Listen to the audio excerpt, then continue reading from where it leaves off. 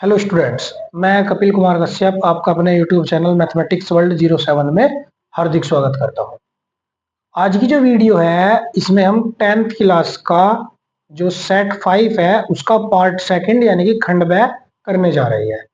तो पहला जो इसमें सेट है मतलब खंड ए पार्ट 1 सारे एमसीक्यू उसकी हम वीडियो बना के डाल चुके हैं और आज की इस वीडियो में सिर्फ हम पार्ट सेकंड करेंगे। तो पार्ट सेकंड में आ जाओ जरा।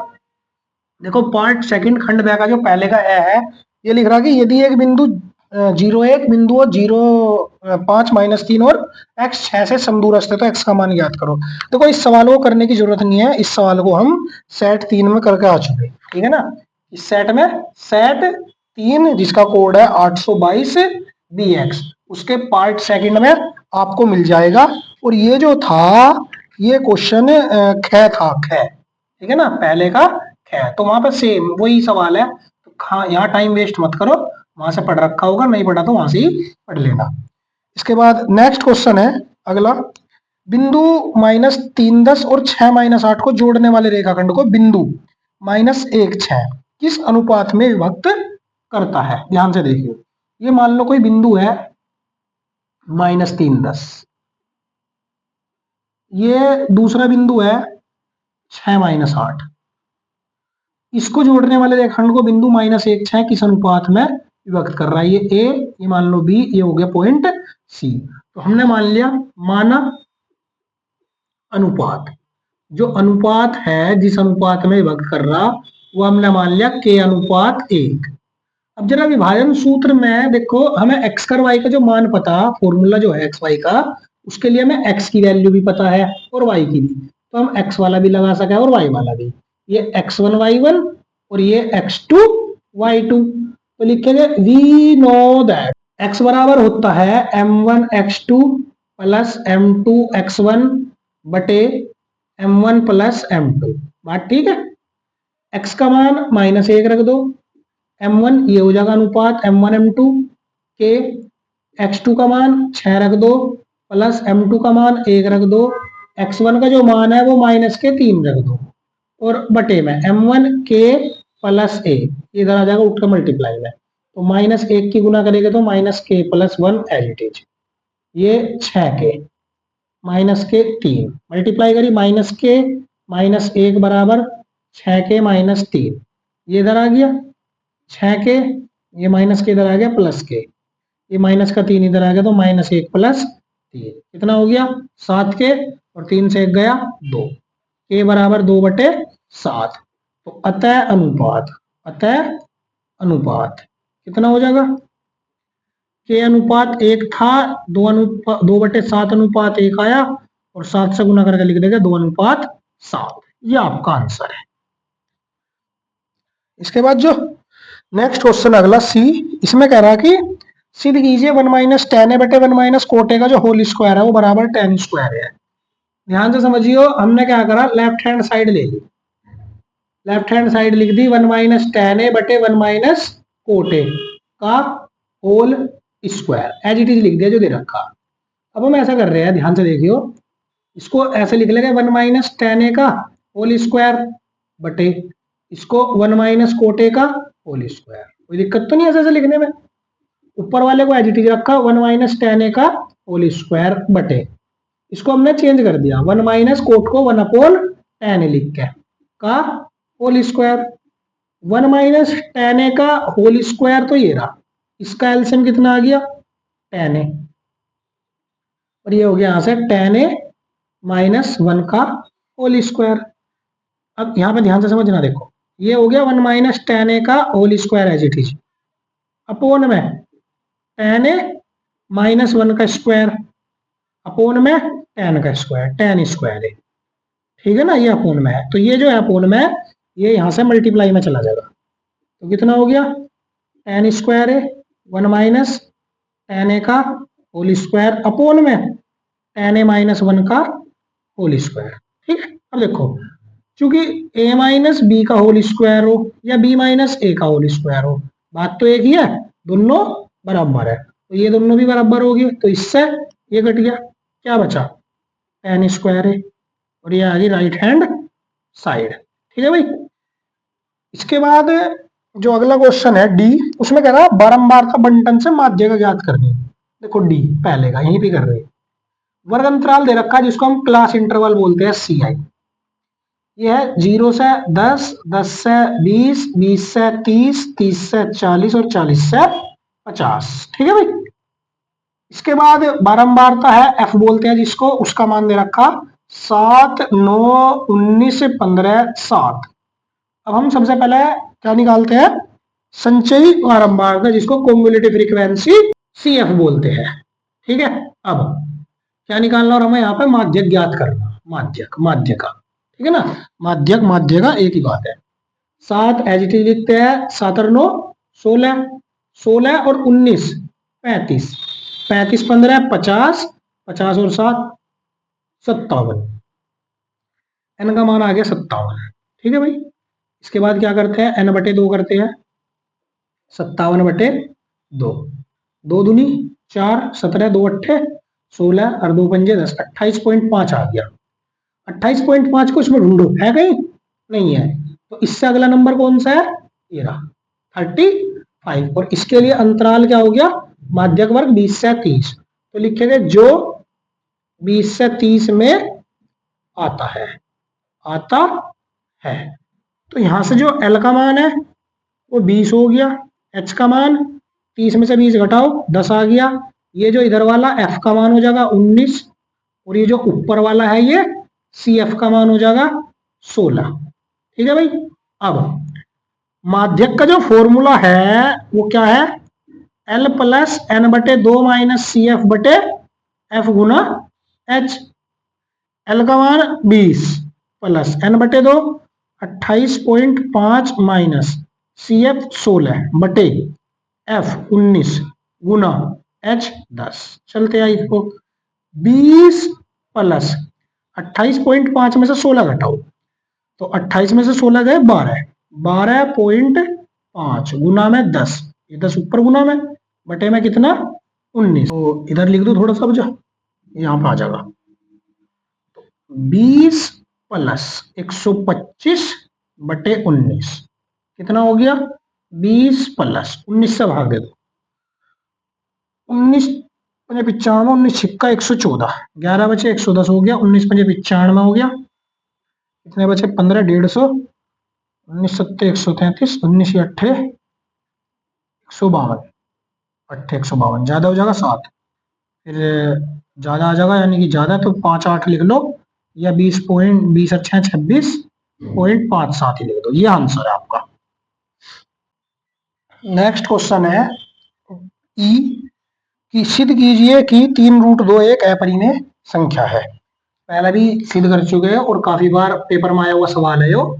सॉल्यूशन कैसा लिखेंगे देखो, सिद्ध करना तो मान लेंगे, माना 3√2 एक परिमेय संख्या है, परिमेय संख्या है, कॉन्ट्रेडिक्शन से करते हैं, विरोधाभास से। ठीक है।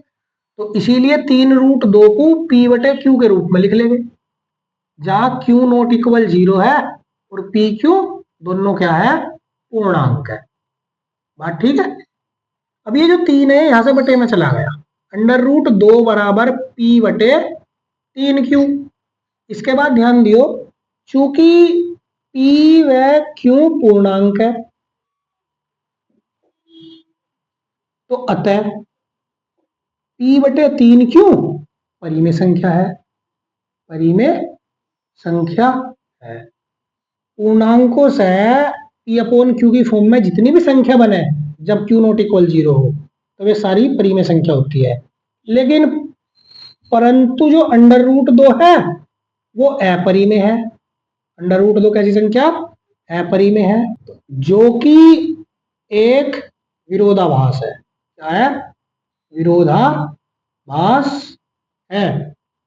विरोधाभास का मतलब ये परिमेय है, ये अपरिमेय है, ये बराबर आ रही, और जबकि होनी नहीं चाहिए। ठीक है ना, जो कि एक विरोधाभास है, तो अतः हमारी अभिधारणा गलत है, हमारी अभिधारणा गलत है, और हमारी अभिधारणा गलत है, और इसीलिए 3√2 एक अपरिमेय संख्या है, अपरिमेय संख्या है। अगले क्वेश्चन पे आ जाओ। 120 व 315 का एलसीएम ज्ञात करो। एलसीएम पूछ रहा भाई, 120 के फैक्टर कर लो। 2 सा का 60, 2 सा का 2 तिया 6 30, 2 सा का 2 एकम 2, एक बचा 2 पंजे 10, 3 पंजे 15, 5 एकम 5। 315 के काट लो। इसको काटते हैं, 3 से काट लो, 3 एकम 3, एक पे नहीं चलने की 0 लगा दिया, 15 हो गया, 3 पंजे 15, 3 तिया 9, 3 पंजे 15, 5 सत्ते 35, 7 एकम 7। तो भाई 120 के जो फैक्टर आए वे आए 2 गुना 2 गुना 2 गुना 3 गुना 5। 315 के जो फैक्टर आए वे आए 3 गुना 3 गुना 5 गुना 7। अब एलसीएम निकालना। देखो एलसीएम में सबसे पहले देखो जो कॉमन है वे लिख लो। एक तो ये 3 कॉमन आ गया और एक ये 5 कॉमन आ गया। 3 गुना 5 गुना, अब सब आ जाएंगे बचे कुछ। 2 2 2 यानी कि 2 दूनी 4 दूनी 8 गुना 3 गुना 7, 7 तिया 21। समझ में आ गई ना। तो 5 तिया 15 गुना 8 एकम 8, 8 दूनी 16, 168, 15 अट्ठे 120, हासिल लगे 12, 15 छिका 90, 90 12 102, 10 हो गया, 15 एकम 15, 15 10 25, तो 2520 ये आपका इसका एलसीएम है। नेक्स्ट क्वेश्चन है जो वो है दूसरे का ए। इसमें लिख रहा बहुलक ज्ञात करो। भाई बहुलक पूछ रहा, बहुत आसान हुआ, पहले ही बता रखा बहुलक क्या होगा। सबसे बड़ी बारंबारता देख लो क्या है 21, इसे तुरंत F1 लिख दो। लिख दो यहां सर्वाधिक बारंबारता, सर्वाधिक बारंबारता 21 है जो 30 से 40 में आती है। ठीक है, तो L का मान 30 हो गया, H का मान 40 में से 30 घटा दो 10, F1 का मान 21 हो गया। F1 से ऊपर F0, F1 के नीचे F2, तो F0 का मान 18, F2 का मान 15। बहुलक पूछ रहा भाई, बहुलक का फॉर्मूला, फॉर्मूले तो याद करने ही पड़ेगा। L plus F1 minus F0 बटे 2F1 minus F0 minus F2 गुना में H। ठीक है, तो L का मान हो गया 30 प्लस F1 का मान 21 माइनस F0 का मान 18 बटे 2F1 कितना हो गया 2 गुना 21 माइनस F0 का मान 18 माइनस F2 का मान 15 गुना H का मान 10। तो 30 प्लस 21 में से 18 गए 11, 11 किस हिसाब से 11 3, 21 दूनी 42, 18 15 33 गुना 10। तो 30 प्लस 3 ढाई 30 बटे 42 में से 33 गए 11, तो 30 प्लस 11 दूनी 22, कितने बचे 8, 11 सते 77, कितना आ गया 32.7, ये आंसर। अगला जो क्वेश्चन है ये लिख रहा कि सिद्ध कीजिए कि बाह्य बिंदु से वृत्त पर खींची गई स्पर्श रेखाओं की लंबाई समान होती है। ध्यान से देखियो सॉल्यूशन। बाह्य बिंदु से वृत्त पर, तो सबसे पहले लिखेंगे हमें क्या ज्ञात है। ज्ञात है क्या, एक ओ केंद्र वाला वृत्त, ओ केंद्र वाला वृत्त। ठीक है भाई, ये कोई वृत्त है मान लो ओ केंद्र वाला, इसके बाह्य बिंदु से इस पे स्पर्श रेखा खींची गई। ठीक है, ये मान लो ये ए और ये वाला बी, बाह्य बिंदु पी। तो वृत्त जिस पर बाह्य बिंदु पी से खींची गई स्पर्श रेखाएं, खींची गई स्पर्श रेखाएं पी ए व पी बी। अब सिद्ध करना है ये स्पर्श रेखाएं आपस में क्या है बराबर। तो हम क्या करते हैं, थोड़ी रचना करते हैं। रचना में क्या करते हैं, केंद्र ओ से ए बी व पी को मिलाया, मिला दो, मिला दिया, इसको ऐसे मिला दो, इसको ऐसे मिला दो, इसको ऐसे मिला दो। अब उत्पत्ति करते हैं सीधे। तो त्रिभुज ए ओ पी व त्रिभुज ए बी ओ पी में सबसे पहले ध्यान दियो, ओ ए बराबर है ओ बी के, ये दोनों की दोनों क्या है, वृत्त की त्रिज्या है। कोण ओ ए पी बराबर है कोण ओ बी पी के, दोनों के दोनों 90 डिग्री। हमने पहले पढ़ रखा कि केंद्र से अगर स्पर्श बिंदु को मिला दे तो ये स्पर्श रेखा पे क्या हुआ है, लंब। और साथ में ओपी बराबर ओपी, दोनों में क्या है, कॉमन। और जब ये कॉमन है तो side angle side, side angle side से त्रिभुज ए ओ पी सर्वांगसम हो गया त्रिभुज बी ओ पी के। और सीपीसीटी से हम क्या कह सके, सर्वांगसम त्रिभुज है, तो सर्वांग समता के आधार पर जो पीए भुजा है त्रिभुज की वो दूसरे त्रिभुज की पीबी भुजा के बराबर होगी। और यही हमें प्रूफ करना है इसमें। ठीक है भाई, खत्म। नेक्स्ट क्वेश्चन है, ये लिख रहा देखो इसमें, किसी त्रिभुज की भुजाएं 3 सेंटीमीटर, 6 सेंटीमीटर और 8 सेंटीमीटर तथा दूसरे त्रिभुज की भुजाएं 4.5, 9 और 12 सेंटीमीटर है। तो सिद्ध करने ये त्रिभुज समरूप हो गए। ध्यान से समझियो सॉल्यूशन। हमने क्या करा, मान लिया एक त्रिभुज है A B C, A B C. एक त्रिभुज है P Q R, P Q R. इस त्रिभुज की भुजाएं है 3, 6, 8, कोई सी भी ले लो, ये 3, ये 6 और ये 8 है। दूसरे त्रिभुज की भुजाएं है 4.5 और 9 और 12। बात ठीक है।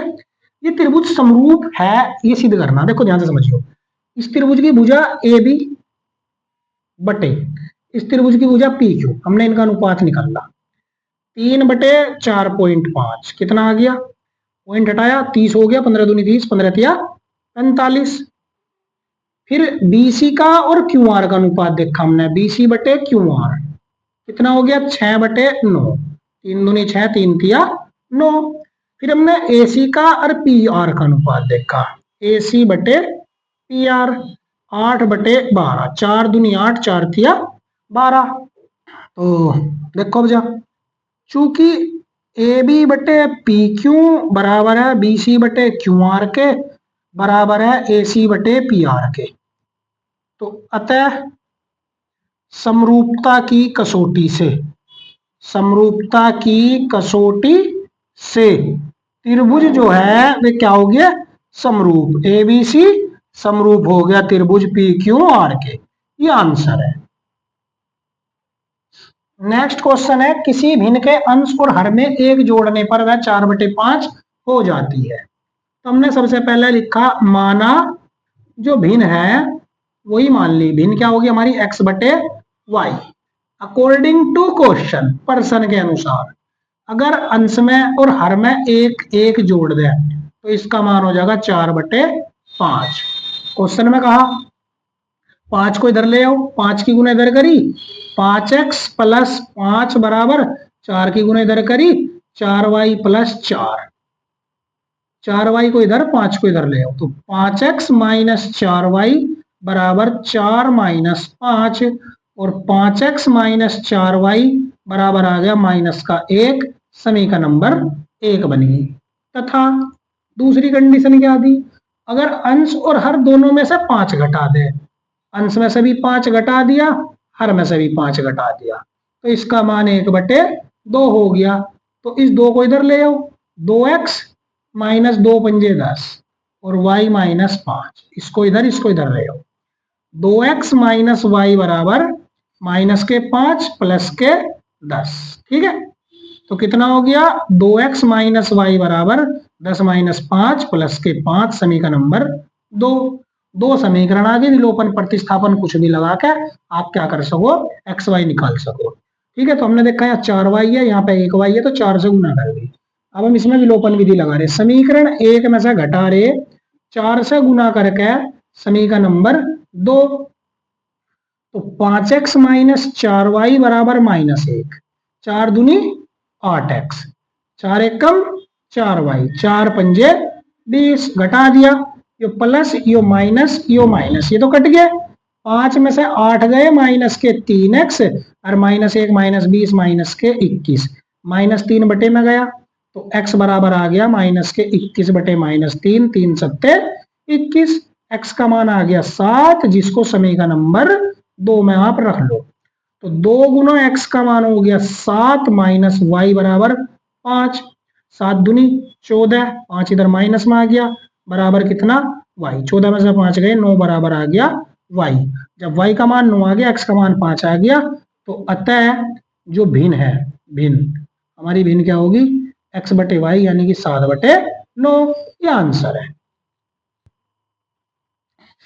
अगला सवाल है, ये कह रहा कि 9x² माइनस 3x माइनस 2 को हल कीजिए।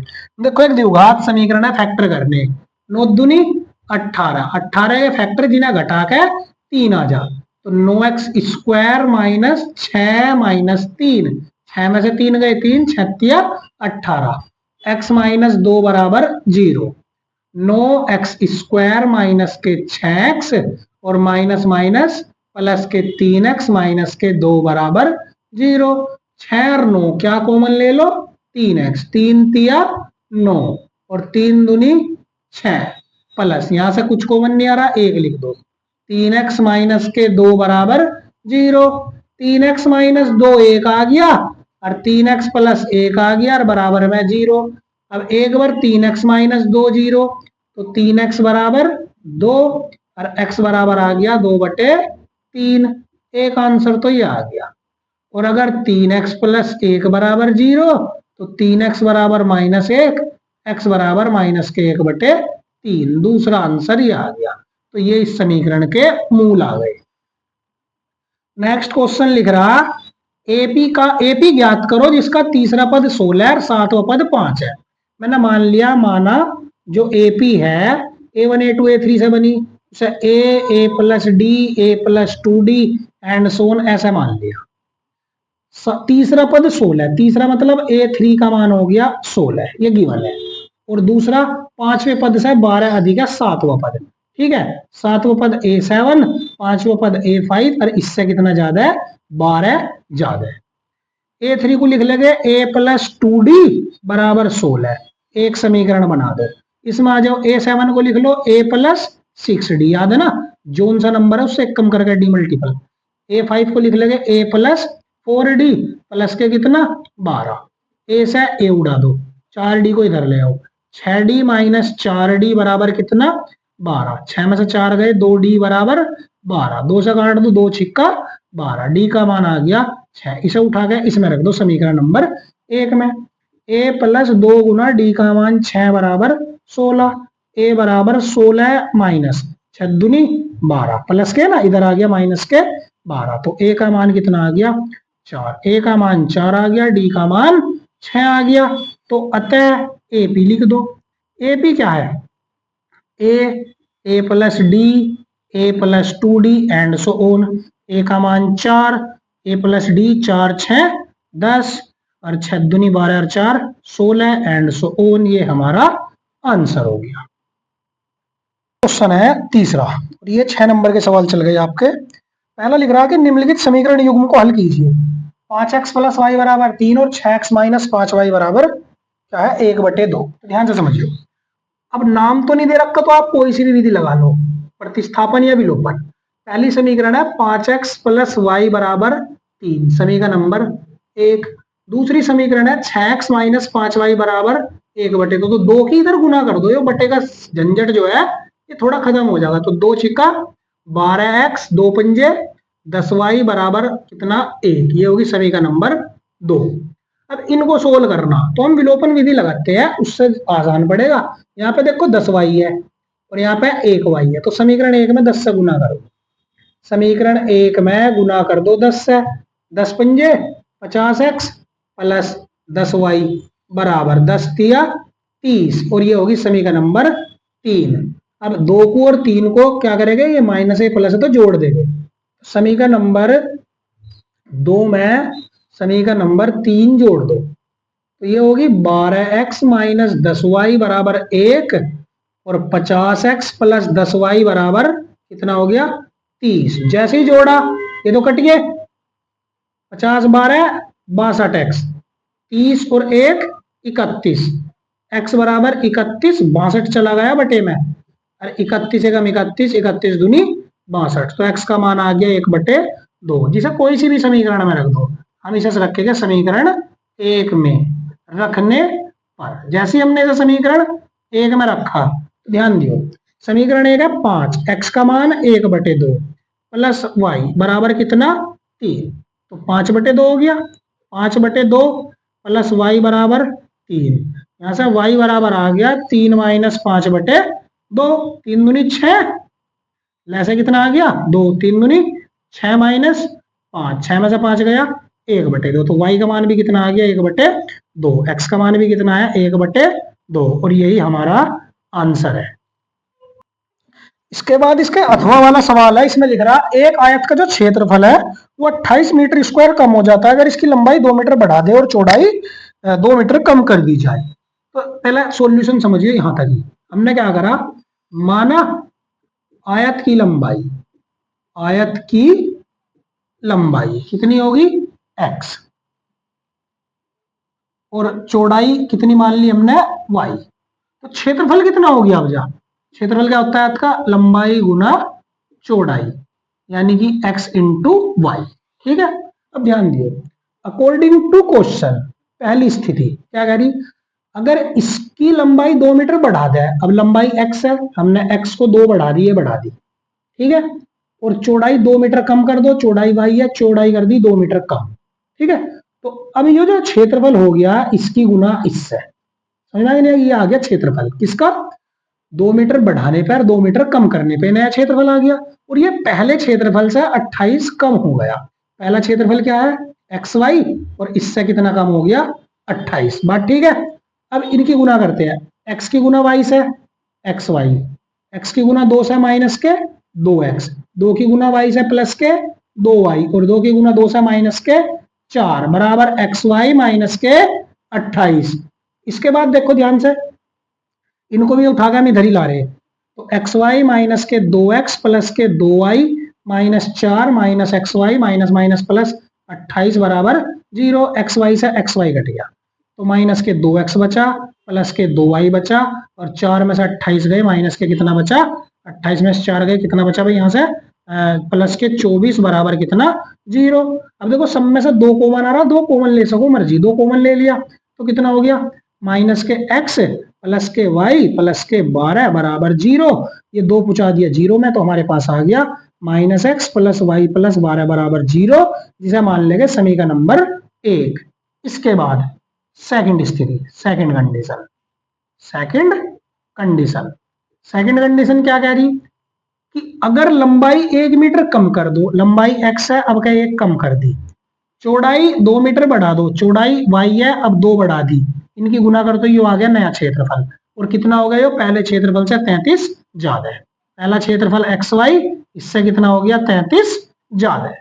अब करते हैं, x की गुना y से करी एक्स वाई, एक्स की गुना 2 से 2x, y की गुना y से माइनस के y, और माइनस के 2 एकम 2, इनको भी इधर उठा लो, माइनस के एक्स वाई माइनस के 33 बराबर कितना 0। एक्स वाई से एक्स वाई कट गया, तो क्या बचा 2x माइनस वाई, 2 और 33 माइनस के 35 बराबर 0, समीकरण नंबर 2। अब आपके पास 2 समीकरण आ गई, पहली दूसरी, दोनों को विलोपन प्रतिस्थापन कोई सी विधि से सोल्व कर लो, तो y माइनस का y प्लस का जोड़ दो उठा गए। तो हमने क्या करा, समीकरण नंबर 1 को और 2 को जोड़ दिया, माइनस के x प्लस के y माइनस के प्लस के 12 बराबर 0, और 2x माइनस के y माइनस के 35 बराबर 0। अब जोड़ रहे, ये तो कट गया, 2x में से x गया x, 35 में से 12 गए, माइनस के कितना बचा 23 बराबर 0, तो x का मान आ गया 23। ठीक है, इसे समीकरण 1 में रख दो, पुट इन 1 समीकरण 1 में रखने पर, तो समीकरण 1 में माइनस x का मान 23 है प्लस y प्लस 12 बराबर कितना 0, y 23 में से 12 गए 11 बचे बराबर 0, y का मान आ गया 11। ये भी मीटर आ गया, ये भी मीटर में आ गया। हमसे कहा आयत का क्षेत्रफल बताना, तो आयत का जो क्षेत्रफल है वो कितना है, आयत का क्षेत्रफल क्या होता है लंबाई गुना चौड़ाई एक्स वाई, यानी कि 23 गुना 11, 23 एकम 23 का 3 का हासिल लगे 2, 23 एकम 23 और 2 25, 253 मीटर स्क्वायर, ये आपका आंसर है। अगला जो क्वेश्चन है क्वेश्चन नंबर 4, इसमें लिख रहा देखो, क्षैतिज तल के एक बिंदु ओ से 20 मीटर ऊंचे भवन के शिखर का उन्नयन कोण 30 डिग्री है। ध्यान से समझिए यहां तक ही। क्षैतिज तल में कोई बिंदु है ओ, मान लो ये कोई बिंदु है ओ यहाँ पे, ठीक है जी, और ये हो गया भवन, ये क्षैतिज तल, और इस भवन के जो शिखर का उन्नयन कोण है इस बिंदु से वो कितना है 30 डिग्री ओ बिंदु से। बात ठीक है यहां तक। अब भवन के शिखर पर एक ध्वज लगा है, ये भवन का शिखर है, इस पर एक ध्वज लग रहा। बात ठीक है, इस टाइप का कैसे ही लगा लो, इंडिया का ही बना दो चलो।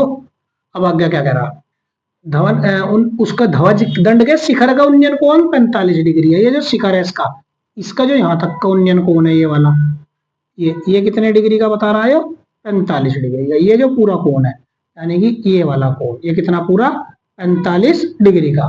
आगे क्या कह रहा, ध्वज दंड की लंबाई, इस ध्वज दंड की लंबाई बतानी है हमें h मान लो, ठीक है भाई, और बिंदु O से भवन की दूरी ये बतानी है हमें x मान लो, ठीक है भाई। और क्या कहा साथ साथ 20 मीटर ऊंचा है भवन, तो इस भवन की ऊंचाई कितनी मान लो 20 मीटर। तो टोटल कितनी होगी भाई ये 20 plus h metre, 20 plus h metre. अब ये O है, इसको P मान लो, इसको Q मान लो, इसको R मान लो, आपकी मर्जी कुछ भी मान सको, ठीक है।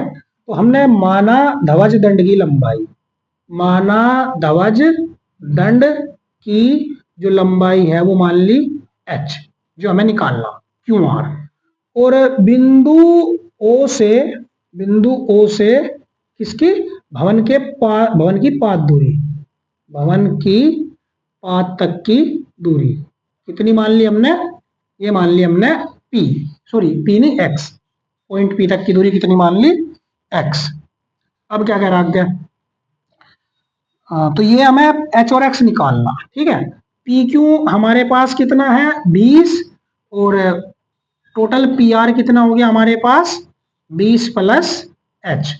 अब समझिए देखो ध्यान से, तो समकोण त्रिभुज पहले OPQ में चलते हैं, समकोण त्रिभुज OPQ में, OPQ में ये हो गया लंब और ये हो गया आधार, ये 30 डिग्री, तो लगा दिया tan थीटा, tan 30 डिग्री बराबर लंब PQ बटे आधार OP, ठीक है भाई। tan 30 का मान 1/√3, PQ का मान 20, OP का मान x, ऐसे क्रॉस मल्टीप्लाई करो तो x बराबर आ गया 20√3। तो ये जो x का मान आ गया यानी कि बिंदु O से भवन की पाद की दूरी, तो बिंदु O से भवन के पाद बिंदु की दूरी कितनी आ गई 20√3 मीटर। तो एक आंसर तो ये आ गया। इसके बाद समकोण त्रिभुज OPR में चलते हैं, समकोण त्रिभुज OPR में फिर इसे tan लगा दो, tan 45 डिग्री हो जाएगा इस बार, क्योंकि पूरा कोण 45 का है। लंब PR बटे आधार OP, tan 45 का मान 1, PR का मान हो गया 20 प्लस h, OP का मान हो गया x, x इधर आ जाएगा तो x बराबर आ गया 20 प्लस h। x का मान ऑलरेडी निकाल चुके, यहाँ रख दो 20√3, इस वाले 20 को भी इधर फेंक को उठा गया, 20 बराबर कितना h, h बराबर 20 ले लो कॉमन, तो क्या बचा √3 माइनस 1 मीटर। √3 का मान दे रखा तो लिख दो, ठीक है ना, और अगर √3 का मान नहीं दे रखा तो आप इसको ऐसे ही छोड़ दो, और यही आपका आंसर है, ठीक है। तो ये होगी ध्वज दंड की लंबाई, आंसर। इसके बाद जो अगला सवाल है अथवा वाला, ये लिख रहा एक नदी के पुल के किसी बिंदु से नदी के सम्मुख किनारों के जो अवनमन कोण है वे कितने हैं 30 डिग्री और 45 डिग्री है। अगर पुल किनारों से 4.5 मीटर की ऊंचाई पर हो तो नदी की चौड़ाई ज्ञात करनी। देखो ऐसा करो, सबसे पहले हमने मान लिया ये नदी की चौड़ाई है, एक किनारा ए हो गया, एक किनारा बी हो गया, और ये पुल है, ये क्या है ऐसे पुल है, और पुल पे कोई बिंदु है, मान लो ये वाला है, इस बिंदु से एक किनारे का अवनमन कोण 30 डिग्री है और दूसरे किनारे का अवनमन कोण 45 डिग्री है, ठीक है भाई। और ये जो यहां से लेकर यहां तक की दूरी है, ये जो दूरी है ये वाली ऊंचाई, इसकी जो लंबाई दे रखी वो दे रखी 4.5 मीटर। बात ठीक है। ए बी इसको मान लो सी, इसको मान लो डी, ठीक है। अब जब ये 30 है तो एकांतर कोण से ये भी कितना हो गया 30, ये 45 है तो ये भी कितना हो गया 45 डिग्री। और हमें इसकी चौड़ाई बतानी। देखो ऐसा करते हैं, इस वाले पोर्शन को x मानते हैं, इस वाले पोर्शन को y, और नदी की चौड़ाई होगी x प्लस वाई। यहां तक आ गया। अब इसके बाद ध्यान से देखिए, माना नदी की चौड़ाई, नदी की जो चौड़ाई है वो हमारी होगी x प्लस वाई। AC जिसमें हमारा x है और BC जिसमें हमारा y है, और CD की लंबाई हमें पता है, यहाँ पे दे रखा 4.5 है। तो हमें x और y निकालने और उठा कर जोड़ देंगे तो हमारा आंसर आ जाएगा। तो सबसे पहले समकोण त्रिभुज ACD में हम चलते हैं चित्र से। समकोण त्रिभुज ACD में लगा दो tan, तो कितना हो गया tan 30 बराबर लंब CD बटे आधार AC। बात ठीक है भाई। tan 30 का मान है 1/√3, CD का मान हो गया हमारा 4.5, ठीक है, और AC का मान हो गया हमारा x इधर आ जाएगा, ये इधर आ जाएगा, तो x बराबर आ गया 4.5 √3 मीटर। अब इसके बाद इसमें देखो √3 का मान नहीं दे रखा है इसमें भी, तो आपकी मर्जी √3 का मान रखो या ना रखो, ठीक है। तो फिलहाल इस पर आ जाओ। समकोण त्रिभुज BCD में दोबारा से समकोण त्रिभुज BCD में अब क्या लगा दो tan 45, tan 45 डिग्री है रहा, लंब CD और बटे में आधार इस बार BC। बात ठीक है। इसके बाद इधर करते हैं, ध्यान से देखना। अब हम करते हैं इसमें tan 45 का मान 1 हो गया, CD का मान हो गया हमारा 4.5, और जो BC है इसका मान हो गया हमारा y इधर आ जाएगा, तो y का मान आ गया 4.5। हमारे पास y का भी मान आ गया, हमारे पास x का भी मान आ गया। नदी की चौड़ाई बतानी, तो नदी की जो चौड़ाई है वो हो जाएगी x प्लस वाई, यानी कि 4.5 √3 प्लस 4.5, ये कॉमन ले लो, 4.5 तो क्या बचा √3 प्लस 1 मीटर। आंसर यही छोड़ दो, कोई दिक्कत नहीं।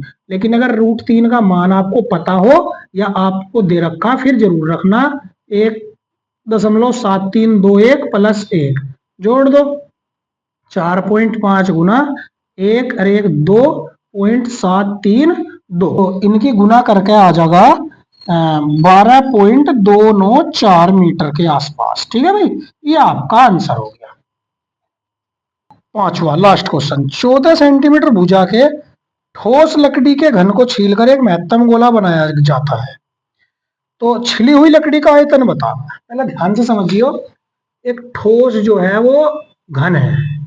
देखो घन का जो शेप होती है, इस शेप में होती है 3D, समझ गए। अब ये बिल्कुल ठोस है, तो हमने इसका ये वाला पोर्शन देखा, सिर्फ ये वाला इधर का हिस्सा दिख रहा, बाकी इसके पीछे ढक गया, ऐसा मान लो। बात ठीक है। जो घन है, इसमें से जो गोला निकला इस टाइप से निकला, बड़े से बड़ा गोला इसी टाइप से तो निकलेगा। बात ठीक है। इसका केंद्र हो गया O गोले का। अब इसकी भुजा कितनी होगी 14। तो चूंकि घन की भुजा कितनी होगी 14 सेंटीमीटर। तो जो गोला हुआ बना इसमें से, तो गोले का अधिकतम व्यास, मैक्सिमम जो व्यास है वो क्या हो जाएगा 14 सेंटीमीटर। बड़े से बड़ा यही होगा। त्रिज्या कितनी हो जाएगी, आर का जो मान है वो हो जाएगा 14/2 7 सेंटीमीटर। अब लकड़ी छील के निकाल दी, यानी कि ऐसा ये गोला बना था इस टाइप का, इसमें इस टाइप से बना, ये जो बाहर का पोर्शन है हट गया, ये वाला पोर्शन, ये वाला पोर्शन, ये वाला पोर्शन, ये वाला को हटा दिया, ठीक है। तो छिली हुई लकड़ी का आयतन बताना, तो ध्यान दियो। तो छिली हुई लकड़ी का जो आयतन है जो हमें चाहिए वो होगा इसका घन का आयतन, घन का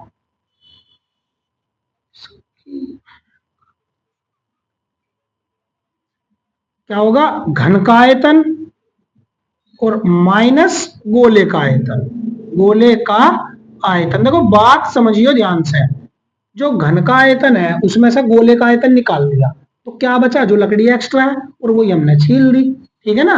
तो ध्यान दो, घन का आयतन होता है भुजा की घात 3 और गोले का आयतन होता है 4/3 पाई आर क्यूब।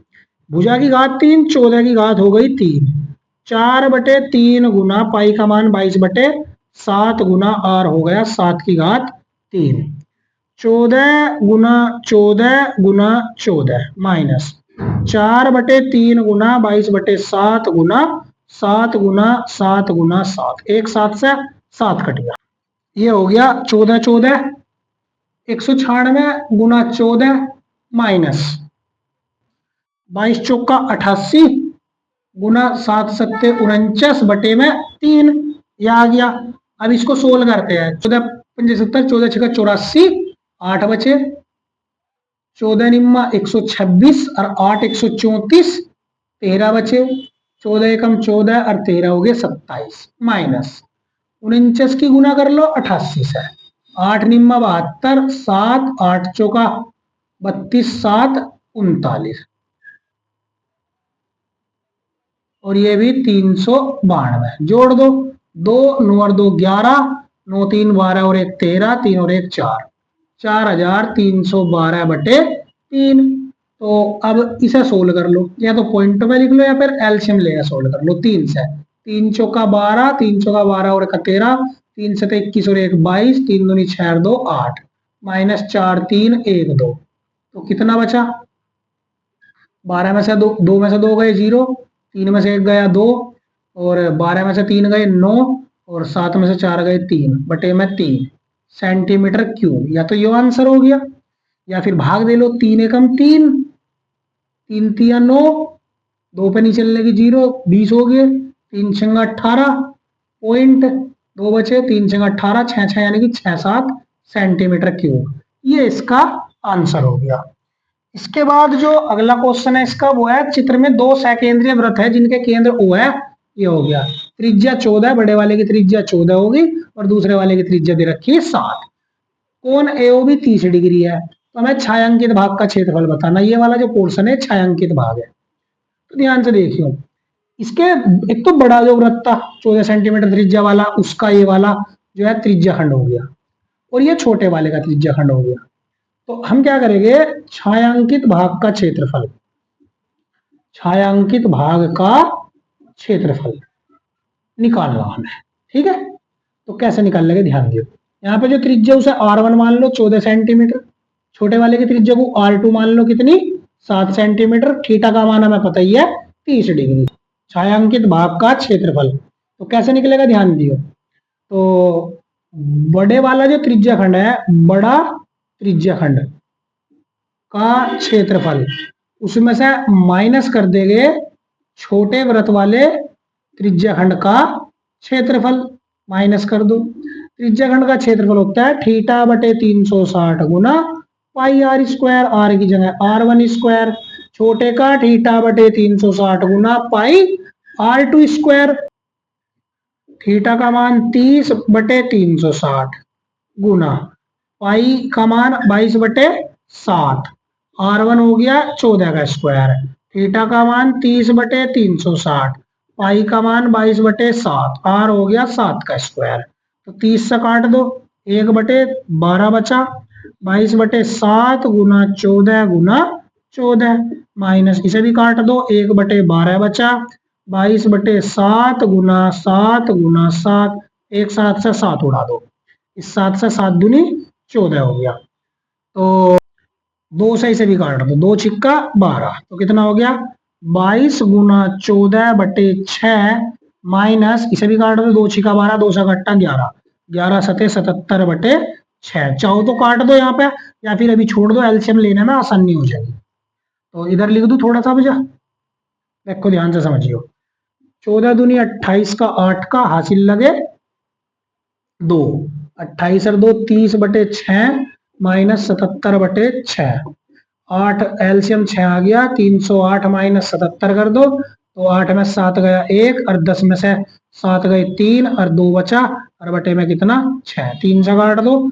3 दूनी 6, 3 7 21, 3 7 21, 77/2 सेंटीमीटर स्क्वायर, ये आपका आंसर है।